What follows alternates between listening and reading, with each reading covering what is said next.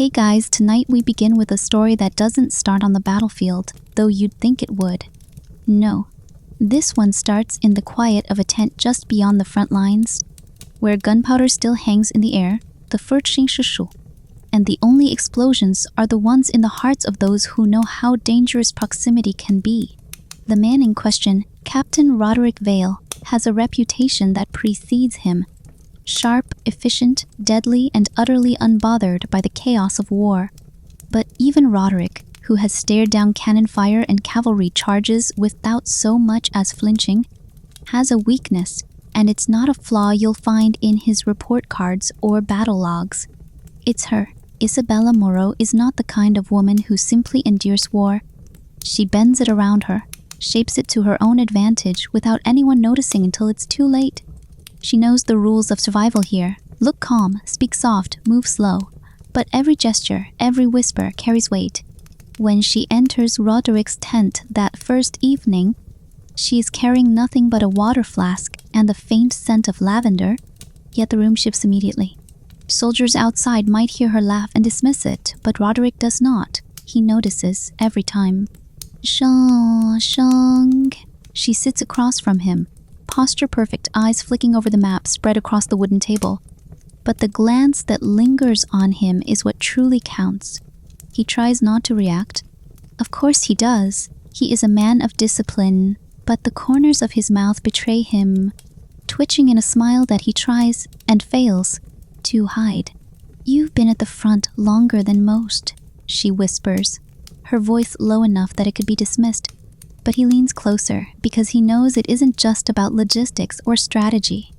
Every word carries another layer, a hint of knowledge, a promise, a dare. Outside, the camp rumbles with its usual nocturnal sounds, soldiers arguing over rations, the scrape of armor, the distant bark of a horse. Inside, it's quiet except for the shuffle of papers and the occasional sip of wine. And then, just when Roderick thinks he has regained control, she tilts her head, eyes narrowing with a faint, teasing smirk. "Some secrets," she murmurs, almost casually, "are worth keeping, and some are worth testing." He grips the hilt of his sidearm, more from habit than any threat, and she notices the flicker of muscle, the tension in his wrist. That small moment is their silent conversation, danger and desire wrapped together in the same fragile thread. And in that instant, both of them understand the rules. Nothing is said aloud. Everything is understood, and every glance, every whisper becomes part of a delicate, dangerous game. Outside the tent, the camp sleeps fitfully, unaware that a new kind of war has already begun, not one of bullets or bayonets, but of glances, whispers, and unspoken power. And between them, in the flickering candlelight, a secret forms, delicate as silk, sharp as a knife, and hotter than any battlefield could ever be. All right, so here we are, and yes, the war outside is still very real. Explosions, shouting, the occasional scream. But inside Roderick's tent, the tension has shifted from battlefield strategy to something far more intimate. Isabella has brought him the evening reports, which of course he could read himself, but he doesn't. He watches her instead. She moves with purpose, pouring wine into his cup, her fingers brushing his hand ever so lightly, and he feels it immediately, because of course he does. Discipline only stretches so far when your senses are awake in ways that aren't entirely logical. "Captain," she murmurs, leaning just slightly forward, eyes scanning the parchment but lips curling in that faint, infuriating smirk. "There's talk among the men about your plans for the northern flank." She tilts her head, and suddenly it's unclear whether she's reporting gossip or testing him. He narrows his eyes, trying to determine if this is a trap or just her. Either way, he leans in. "Just a little. Is that so? 是Pavin," he replies, voice low, trying to mask the rush of awareness her presence always brings. "K." She doesn't answer immediately, letting the silence stretch. Candlelight flickers across her face, highlighting the curve of her jaw, the glint of mischief in her eyes. And when she finally speaks, it's almost too casual, of course. But some secrets are safer when whispered. She lets the words linger between them, her gaze locking onto his. And suddenly the maps, the strategies, the reports, they're background noise. Every ounce of focus is on this subtle dance of power, risk, and temptation. He clears his throat, trying to regain command, but his pulse betrays him. She notices naturally. "You think I underestimate you," she says softly, tilting her head. "But I've seen men crumble over less than a whisper." She sips her wine, deliberately slow, eyes never leaving his, letting him feel every second. And yes, he does crumble, if only slightly, because she isn't just a distraction. She's a challenge, and he likes challenges, dangerous ones. Then she moves again, gathering the reports to place them back on the table. But her fingers brush his arm just long enough to send a charge through him. The unspoken tension is palpable. They both know the rules: act too boldly, and disaster. Act too timidly, and the moment is lost. And yet, there's a game here that neither wants to end. A war of whispers, of glances, of tiny provocations that could ignite something neither fully understands. Outside the tent, the camp settles into uneasy quiet, unaware that a different kind of strategy is unfolding within these four walls. And as the candle flickers, throwing shadows across their faces, both Roderick and Isabella understand one thing. The battlefield isn't just outside. It's here, in the subtle strokes of desire, control, and secrets they dare not voice aloud. So now we step a little outside the tent, though not too far, because, of course, the war doesn't pause for scheming or whispered games. Isabella walks among the campfires, the soft rustle of her cloak barely audible over the crackling flames and distant murmurs of soldiers. Every glance she receives is a test. Every lingering stare from Roderick's men, particularly Sergeant Valen, who's been nursing a crush since last winter, is catalogued, filed away, and stored for later. She's not just moving, she's observing, calculating, gauging loyalties and weaknesses, all while keeping her posture composed, regal, untouchable. Roderick watches from a distance, leaning against the tent flap, every instinct alert. His hand brushes the hilt of his sword, not because he expects trouble, but because there's a different kind of danger in Isabella's walk. The danger of a mind as sharp as any blade, wielded deliberately. The way she smiles faintly at Valen, the tilt of her head when a messenger passes too close. He notices it all, because of course he does, and it twists something inside him, that mixture of frustration, pride, and undeniable desire. As the night deepens, Isabella slips between tents, stopping at key points to drop subtle hints. A whispered suggestion to the cook about extra rations for the men who've been loyal, a casual word to a sentry about the Northern Watch being understaffed. Every action has multiple layers, and Roderick knows it. He feels it. And yet he cannot step in, cannot command her restraint without breaking the rhythm of this dangerous dance. Because control, in Isabella's world, is as much about patience as power. Back at his tent, Roderick allows himself a long, slow breath. He can feel the weight of her influence stretching across the camp, bending men's perceptions, altering decisions before he even speaks. And in that quiet moment, he recognizes the subtle trap she's weaving. He wants to stop her. He wants to pull her inside and claim her attention, but he cannot. Not what Sturger published in The Wars the Pacing. Not Gratai, not yet. Patience is key, a lesson learned painfully during every skirmish and duel he's survived. She knows it too, and that's what makes this all the more maddening. The night grows colder. Fires burn lower, shadows stretch across the camp, mingling with the faint murmurs of soldiers at ease. Isabella pauses by a lone lantern, glancing back at Roderick's tent, knowing he's watching, knowing he wants to intervene. And for a moment, the air between them carries more weight than any cannon blast, more tension than any sword fight. It's a silent, electric battlefield where glances, whispers, and touches are the only weapons. By the time she returns to the tent, Roderick's pulse is steadying, though only just. He knows the game is far from over, and Isabella, settling across from him with a casual elegance that belies her intent, pours them both another cup of wine. "The night is quiet," she says softly, her voice almost teasing, "but the men outside, they're not the only ones who can scheme." Her eyes meet his, and the message is clear. The war has shifted. It's no longer about the enemy outside, it's about the tension between them, and neither is willing to yield. So the night deepens and the camp drifts toward uneasy slumber. But Isabella and Roderick remain fully awake in their own private theater of tension. Worn, she leans back on the furs, the candlelight flickering across her face, highlighting the faint curve of a smile that promises trouble. Roderick, still in his worn leather armor, because of course he never truly undresses from the posture of a soldier, watches her carefully, aware that any sudden move might betray his own agitation. Cla. She sips her wine slowly, deliberately, letting the liquid trail down her throat with a faint sigh that is somehow both innocent and provocative.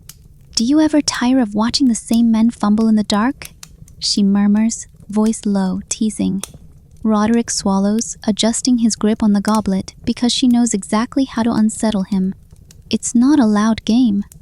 It's whispered, subtle, like a blade sliding between ribs without leaving a mark. Leaving a mark. Outside the tent, the night air carries distant noises, the clinking of armor, the soft snore of a tired soldier, a dog barking. But inside, the air is thick with a different kind of danger. Isabella reaches across the small table, her fingers brushing his in the faintest of touches, Hofeni Hans caution, just long enough to let him feel the electricity of her intent. He doesn't pull away, not immediately, because, again, patience is a weapon, and he knows she is testing it. She shifts, positioning herself slightly closer, letting her hair fall in a cascade that catches the candlelight, shadowing her eyes in a way that makes him lean in just a fraction. "Some men think the battlefield outside is where power lies," she says softly, voice smooth. "But sometimes the real war is here," and she taps lightly on his chest, over his heart. It's a gentle gesture, but in the quiet tent, it's seismic. Roderick exhales slowly, resisting the urge to close the distance.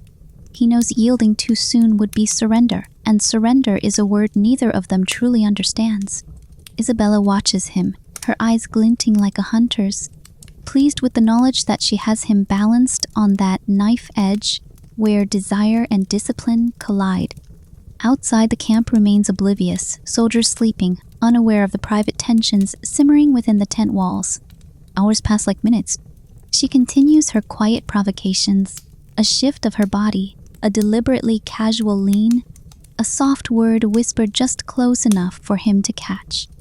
Each gesture is calculated, an exercise in power and persuasion, and Roderick, for all his experience, is learning what countless enemies never taught him.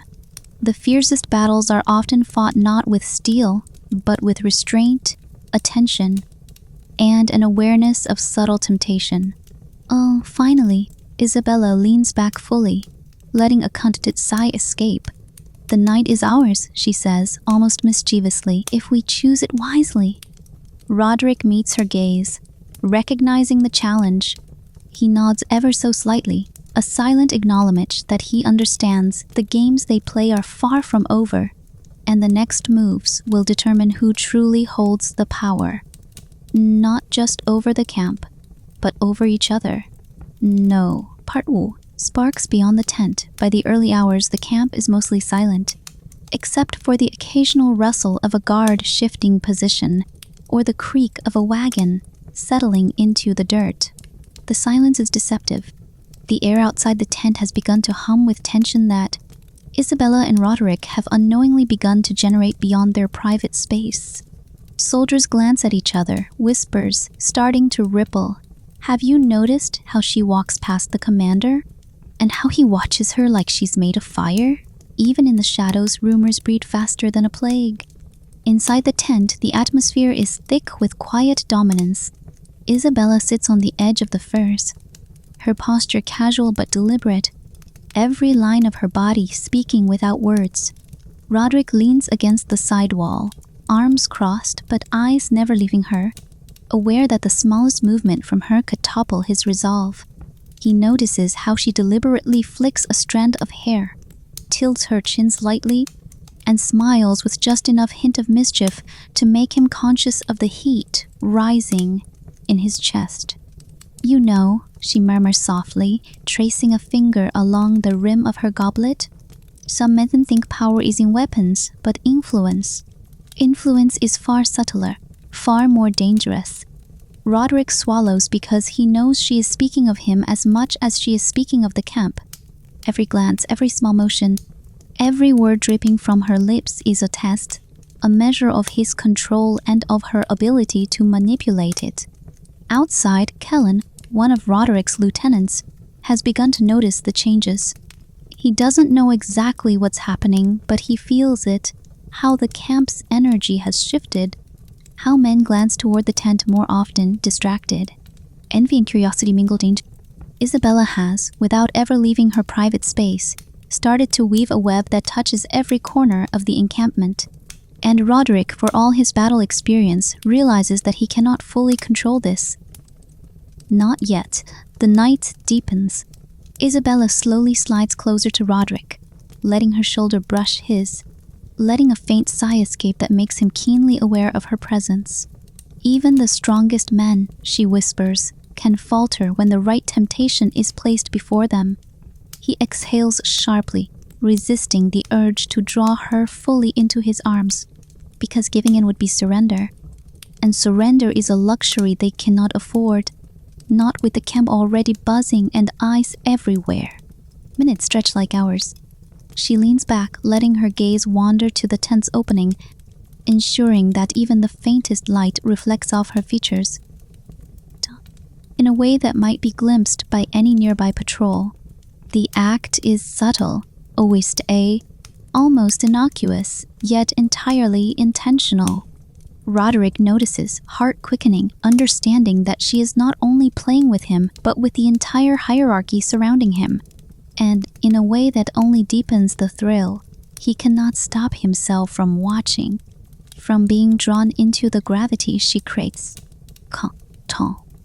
By the time the first hints of dawn peek over the horizon, the camp remains oblivious to the extent of what has transpired in the shadows.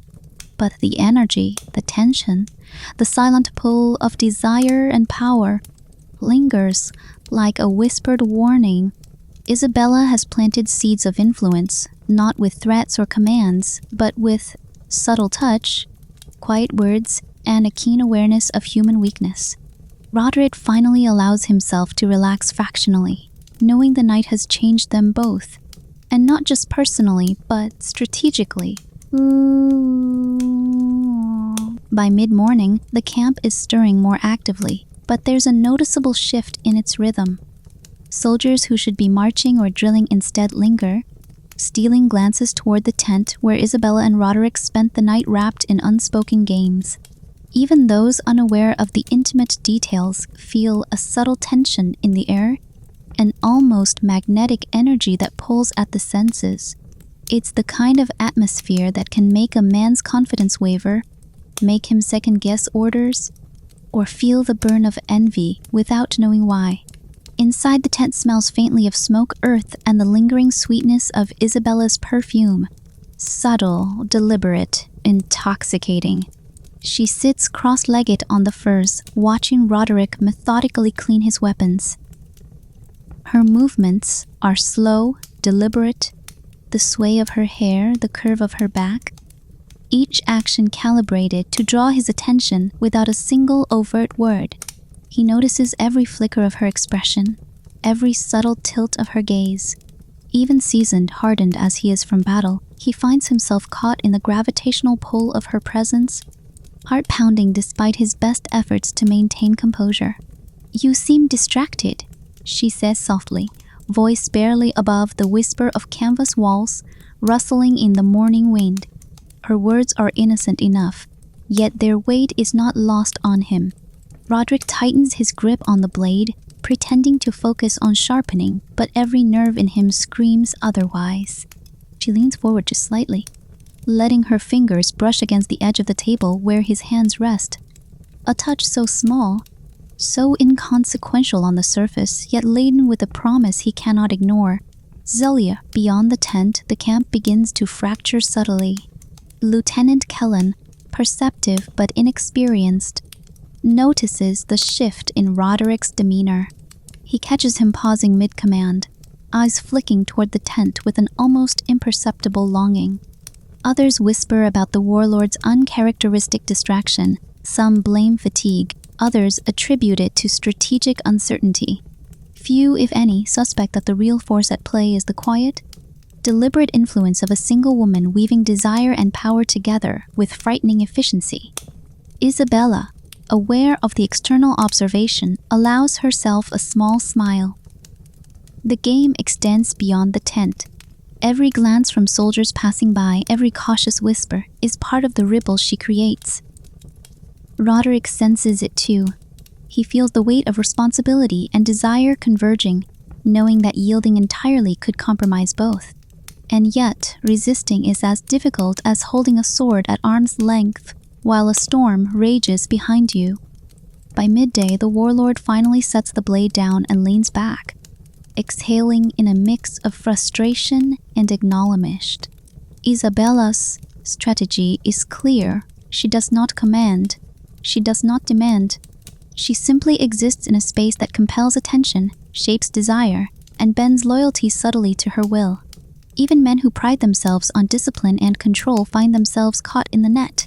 She spins. And Roderick, though still master of the battlefield, understands fully that here, in the quiet intimacy of a tent behind enemy lines, he is no longer the one fully in control. The day stretches on with tasks, drills, and the hum of routine, but the tension, the unspoken pull between the two, the simmering potential of what could could happen if boundaries are crossed, lingers like heat above a blacksmith's forge. Isabella watches and waits, knowing that every word, every gesture, every barely there touch strengthens her position both with Roderick and across the camp. And somewhere deep inside, the warlord feels it. The knowledge that his knights, his focus, even his authority, may already belong as much to her as to his sword.